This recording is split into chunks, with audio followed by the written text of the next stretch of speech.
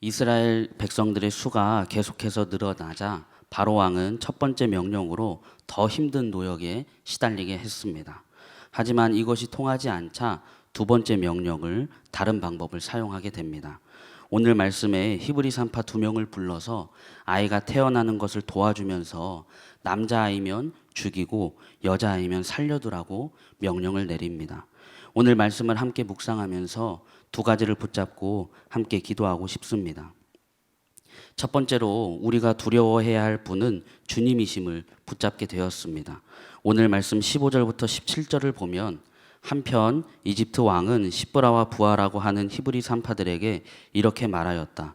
너희는 히브리 여인이 아이 낳는 것을 도와줄 때 잘 살펴서 낳은 아이가 아들이거든 죽이고 딸이거든 살려두어라. 그러나 산파들은 하나님을 두려워하였으므로 이집트 왕이 그들에게 명령한 대로 하지 않고 남자아이들을 살려두었다.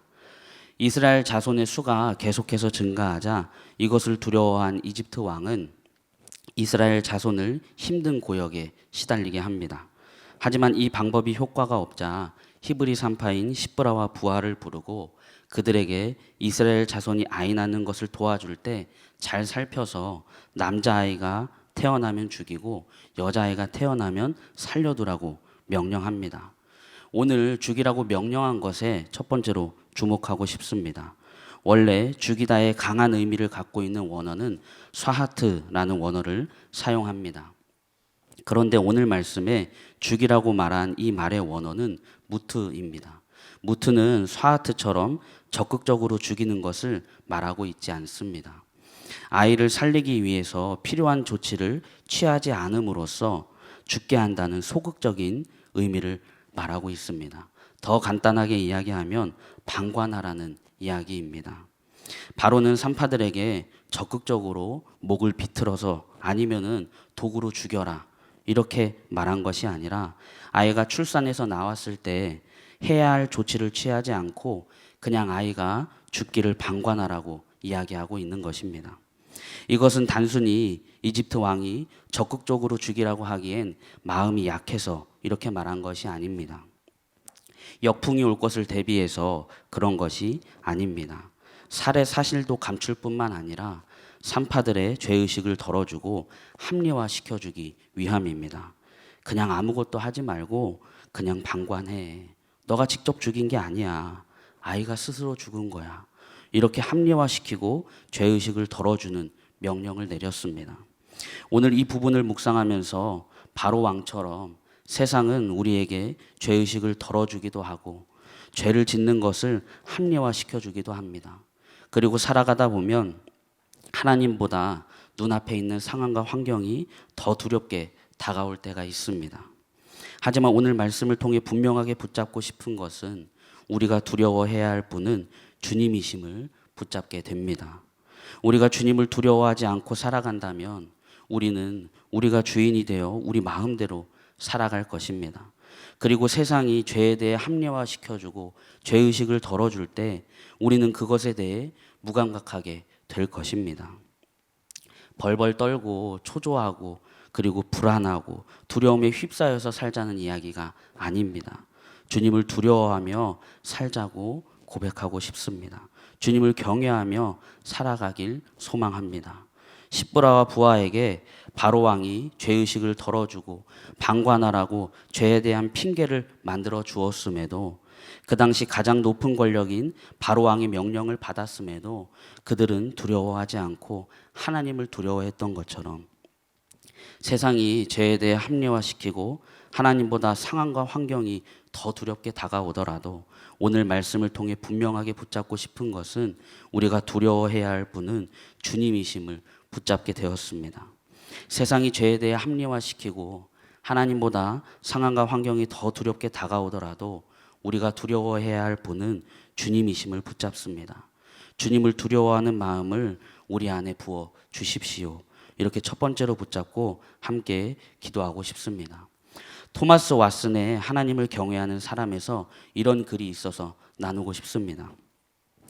하나님이 가장 아끼고 찾으시는 사람은 바로 주인 되신 그분의 이름을 높이고 경외하는 사람이다. 하나님을 경외하는 사람이 되려면 하나님을 항상 바라보며 그분의 광대하심을 묵상해야 한다. 전능하신 하나님께서는 천사들에게 율법을 주시고 사람들의 양심을 속박하시며 방백들의 심령을 꺾으신다. 사람들이 하나님을 두려워하지 않는 이유는 하나님의 위대하심을 생각하지 않기 때문이다. 사람들은 무엄하게도 하나님이 자기와 같은 줄 안다. 기도로 하나님을 경외하는 마음을 구하라. 하나님을 경외하는 마음은 지혜의 근본이자 경건함의 근원이다.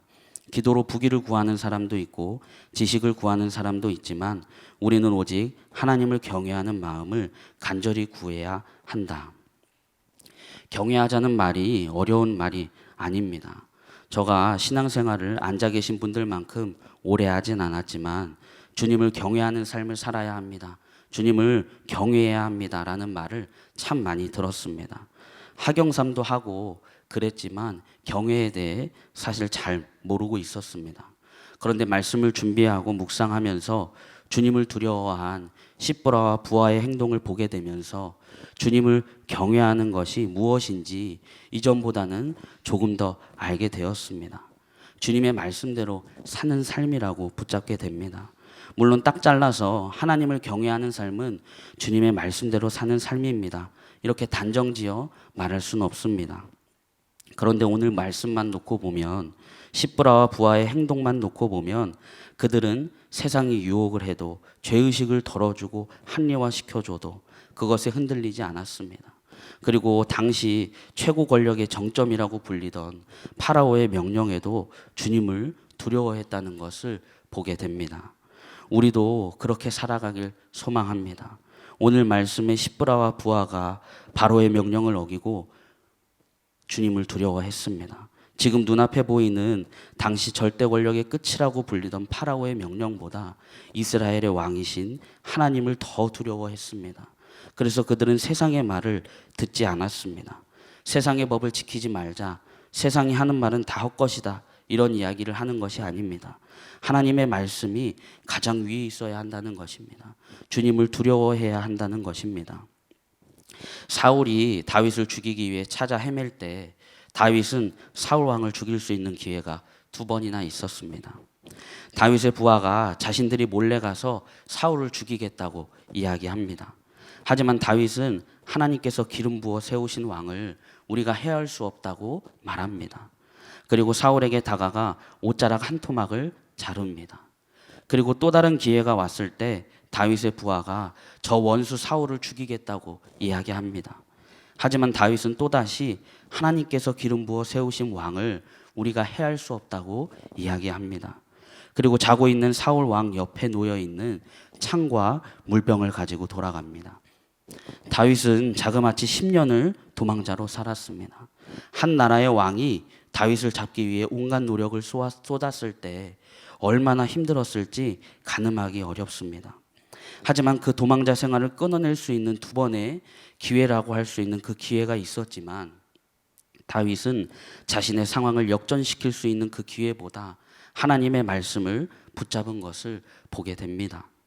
오늘 말씀의 십부라와 부하에게 바로 왕이 죄의식을 덜어주고 방관하라고 죄에 대한 핑계를 만들어 주었음에도 그 당시 가장 높은 권력인 바로 왕의 명령을 받았음에도 두려워하지 않고 하나님을 두려워했던 것처럼 세상이 죄에 대해 우리에게 합리화시켜주고 하나님보다 상황과 환경이 더 두렵게 다가오더라도 오늘 말씀을 통해 분명하게 붙잡고 싶은 것은 주님을 주목하고 주님을 두려워하며 살아가길 소망합니다. 세상이 죄에 대해 합리화시키고 하나님보다 상황과 환경이 더 두렵게 다가오더라도 주님을 두려워하게 해주십시오. 주님을 두려워하는 마음을 우리 안에 부어주십시오. 이렇게 첫 번째로 붙잡고 함께 기도하고 싶습니다. 2번째로 주님을 두려워하는 자는 주님께서 은혜를 내리신다는 것을 붙잡게 되었습니다. 오늘 말씀 18절부터 21절을 보면 이집트 왕이 산파들을 불러들여 그들을 꾸짖었다. 어찌하여 이런 일을 이렇게 하였느냐? 어찌하여 남자아이들을 살려두었느냐? 산파들이 바로에게 대답하였다. 히브리 여인들은 이집트 여인들과 같지 않습니다. 그들은 기운이 좋아서 산파가 그들에게 이르기도 전에 아기를 낳아 버립니다. 그래서 하나님이 산파들에게 은혜를 베풀어 주셨으며 이스라엘 백성은 크게 불어났고 매우 강해졌다. 하나님은 산파들이 하나님을 두려워하는 것을 보시고 그들의 집안을 번성하게 하셨다. 이스라엘 자손의 수가 많아지는 것을 바로 왕은 두려워했습니다. 그래서 힘든 고역에 시달리게 했습니다. 효과가 없었습니다. 그래서 오늘 말씀에 히브리 산파 십부라와 부하를 불러 남자아이를 죽이라고 명령합니다. 하지만 하나님을 두려워한 이 십부라와 부하는 그리고 산파들은 바로 왕의 명령에 따르지 않습니다. 그래서 바로 왕이 산파들을 불러들여 왜 일을 이렇게 하냐, 왜 남자아이를 살려두냐 그들을 꾸짖습니다. 이에 산파들은 이스라엘 자손들은 이집트 여인과 같지 않습니다. 기운이 좋아서 우리가 가기도 전에 아기를 다 낳아버립니다. 이렇게 대답을 합니다. 이 내용이 19절의 말씀입니다. 그럼 이야기의 전개상 20절에는 이집트 왕의 명령을 거부한 이 산파들에게 벌을 내리거나 아니면 이 산파들을 죽이거나 이런 내용이 나와야 하는데 전혀 다르게 이야기가 전개되고 있습니다. 20절부터 21절을 다시 보면 그래서 하나님이 산파들에게 은혜를 베풀어 주셨으며 이스라엘 백성들은 크게 불어났고 매우 강해졌다. 하나님은 산파들이 하나님을 두려워하는 것을 보시고 그들의 집안을 번성하게 하셨다. 하나님을 두려워한 산파들에게 하나님은 은혜를 베풀어 주십니다. 그리고 그들의 집안을 번성하게 해주셨습니다. 그리고 이스라엘 백성들은 크게 불어나고 강해졌습니다. 첫 번째는 바로 왕이 죽이라고 명령한 것에 주목했다면 두 번째로는 두려움에 주목하고 싶습니다. 바로 왕과 산파들은 두려움을 갖고 있었습니다. 하지만 대상이 달랐습니다. 세상과 사람을 두려워한 바로 왕은 이스라엘 자손을 힘든 고역에 시달리게 하고 그게 통하지 않자 이제는 태어나는 남자아이를 죽이라고 명령했습니다. 하지만 하나님을 두려워한 십부라와 부하 그리고 산파들은 바로 왕의 명령을 어깁니다. 이들의 공통점이자 이런 일들을 한 공통적인 원인은 두려움입니다. 두려움 때문에 끔찍한 일들을 벌인 바로 왕. 하나님을 두려워했기에 바로 왕의 명령을 거역했던 산파들. 결말은 달랐습니다. 나중에 우리가 살펴보겠지만 사람을 두려워하고 이런 일을 벌인 바로 왕 그리고 이집트 사람들은 모든 첫째를 잃게 됩니다. 그러나 하나님을 두려워했던 산파들은 하나님으로부터 은혜를 받게 됩니다. 이것을 통해 붙잡고 싶은 것은 주님을 두려워하는 삶을 살아갈 때 주님은 우리에게 은혜를 베푸신다는 것을 붙잡게 됩니다. 주님을 두려워하는 삶을 살아갈 때 주님께서 내리시는 은혜 안에 우리가 살아가게 해주십시오. 이렇게 두 번째로 붙잡고 함께 기도하고 싶습니다. 도널드 맥컬로우의 내가 만든 하나님이라는 책에 이런 이야기가 있습니다. 미국 볼티모어에 있는 존스 홉킨슨 대학의 켈리 박사는 평소 신앙심이 돈독하고 매우 인격적인 분이었다고 합니다. 그는 매일 아침 저녁으로 성경을 읽고 마음의 때를 씻어냈다고 합니다. 그리고 외부 출입을 할 때는 늘 옷깃에 장미꽃을 꽂고 다녔습니다. 켈리 박사를 본받아 많은 학생들이 이 옷깃에 장미를 꽂고 다니는 것이 유행처럼 되었습니다. 그런데 이상하게도 학생들의 꽃은 그리고 학생들이 꽂은 이 장미들은 하루도 못 가서 시들어 보이는데 이 켈리 박사의 장미는 일주일이 가도 시들지 않았습니다. 이것을 이상하게 여긴 학생들이 그 이유를 물었습니다. 그때 켈리 박사는 학생들에게 장미가 꽂혀 있는 자기 옷깃을 뒤집어 보여주었습니다. 켈리 박사의 장미는 옷깃 뒤에 있는 조그만 물병에 꽂혀 있었던 것이었습니다. 한 송이의 장미꽃도 뿌리를 어디에 두고 있느냐에 따라 수명이 달라지는 것처럼 우리도 뿌리를 어디에 내리고 있느냐, 우리가 누구를 두려워하냐에 따라 우리의 운명이 달라집니다. 사람들은 세상 아니면 하나님의 뿌리를 내리게 되어 있습니다. 바로 왕은 사람에게 뿌리를 내리고 사람을 두려워했습니다. 결국 나중에 모든 첫째를 잇는 재앙을 포함해서 10가지 재앙을 겪게 됩니다. 그러나 산파들은 하나님께 뿌리를 내리고 하나님을 두려워했습니다. 결국 그들은 은혜를 받게 되었고 그들의 집안도 번성하게 되는 은혜를 누리게 됩니다. 시편 128편 1절에 보면 주님을 경외하며 주님의 명에 따라 사는 사람은 그 어느 누구나 복을 받는다.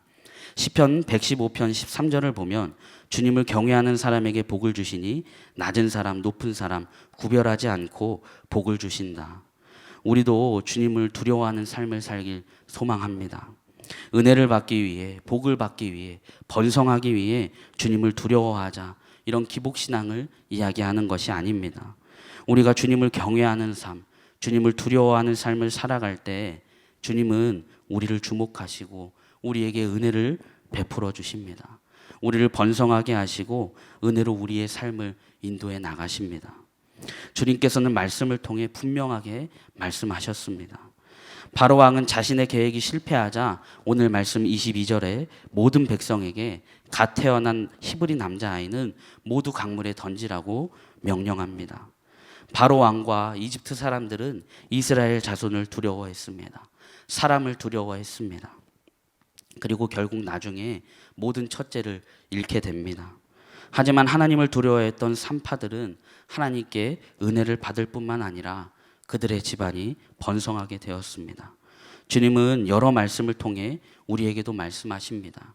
주님을 두려워하는 사람, 주님의 명에 따라 사는 사람, 주님을 경외하는 사람은 낮은 사람, 높은 사람 구별하지 않고 그 어느 누구나 복을 받는다 말씀하십니다.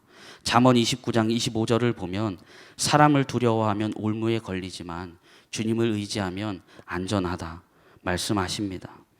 주님을 의지하고 주님을 두려워하며 살아가길 소망합니다. 그래서 주님께서 주시는 은혜를 누리며 살아가는 우리 예수님의 사람들이 되길 축복합니다. 주님을 두려워하는 삶을 살아가게 하시고 주님께서 내리시는 그 은혜 안에 우리가 살아가게 해주십시오. 이렇게 두 번째로 붙잡고 함께 기도하고 싶습니다. 오늘 두 가지 말씀을 함께 살펴보았습니다. 바로왕은 산파들에게 남자아이를 죽이라고 명령했습니다. 죄의식을 덜어주고 합리화시켜주는 명령이었습니다. 하지만 하나님을 두려워하는 시브라와 부하는 당시 최고 권력자인 파라오의 명령을 듣지 않습니다. 그리고 주님께서는 주님을 두려워하는 시브라와 부하 그리고 산파들에게 은혜를 베풀어 주셨습니다. 오늘 이 말씀을 두 가지를 붙잡았습니다. 세상도 우리에게 죄에 대해 합리화시켜주기도 하고 때로는 하나님보다 상황과 환경이 더 두렵게 다가올 때가 있습니다. 그때 우리가 붙잡고 두려워해야 할 분은 주님이심을 붙잡습니다. 그리고 우리가 주님을 두려워하고 경외할 때 주님은 그런 우리를 주목하시고 주님께서 은혜를 베풀어 주신다는 것을 붙잡았습니다. 오늘 이것을 붙잡고 두 번 나눠서 함께 기도하고 싶습니다. 첫 번째로 세상이 죄에 대해 합리화시키고 하나님보다 상황과 환경이 더 두렵게 다가오더라도 우리가 두려워해야 할 분은 주님이심을 붙잡습니다. 주님을 두려워하는 마음을 우리 안에 부어 주십시오. 이렇게 첫 번째로 함께 붙잡고 기도하고 싶습니다. 세상이 죄에 대해 합리화시키고 하나님보다 상황과 환경이 더 두렵게 다가오더라도 우리가 두려워해야 할 분은 주님이심을 붙잡습니다. 주님을 두려워하는 마음을 우리 안에 부어 주십시오. 우리 첫 번째로 함께 기도하겠습니다. 사랑의 하나님 감사합니다.